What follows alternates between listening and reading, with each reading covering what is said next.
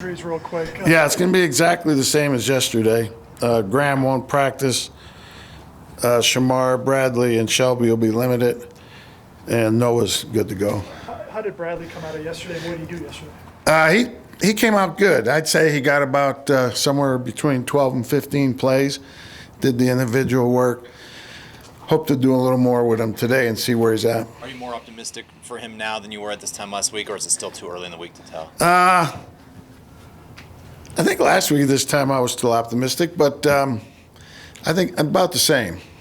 James Robinson, for the Jacksonville running back, came out of nowhere last year. What makes him such a good runner? Yeah, he runs hard. He runs tough. He's a good inside runner with the ability to bounce it outside and then get on your edges and get on the corners. And he's got a good feel for their running game and what they're trying to accomplish. Been impressed with him, as well as Carlos Hyde. Carlos has been a good back in this league for a long time, and he runs hard too. Going down to the heat and humidity of Jacksonville, what steps do you guys take to try to kind of prepare for that and make sure guys are hydrated?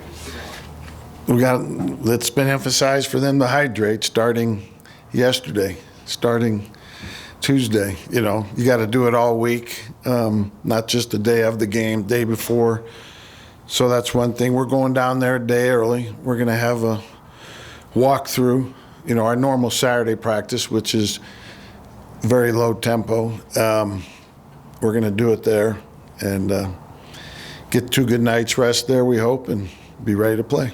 Who do you expect to fill Pat's role in the dime, or is that committee, or are you still kind of? Yeah, we're working both Stearns and Hairston there. Vic, looking back at the tape, what did you see maybe out of Javonte's first game, and do you expect him to continue kind of splitting those reps with Melvin? Yeah, I was impressed with his play. I mean, there wasn't always a lot of room there in some of his runs. He seemed to make something out of a few of them. He's a damn good back, and we're thrilled to have him. And, yeah, we'll continue using them that way. Miles Jack, what kind of problem does he present? How do you guys work to contain him? Yeah, he's a really good player. Athletic, but yet strong and physical linebacker.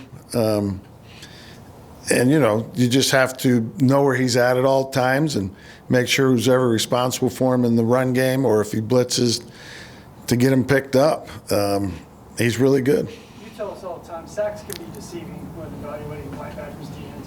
But what did you see from Bond's overall game and kind of where he is right now? Yeah, he had several good rushes that didn't result in a sack. And I think he consistently rushed good the entire game for the most part. And that's good to see.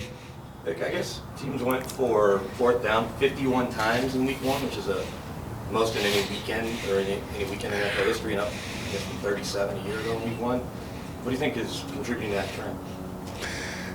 You know, I'm not sure. You got to get the right situation in the right field position at the right time. Some of those can be deceiving, you know, fourth quarter way behind.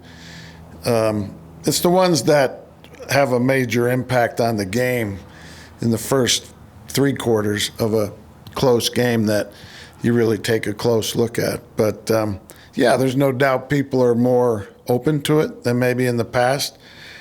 But, again, it's the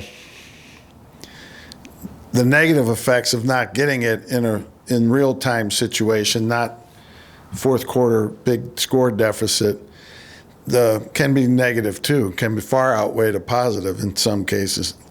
You know, luckily for us, the 3 we did worked out, you know.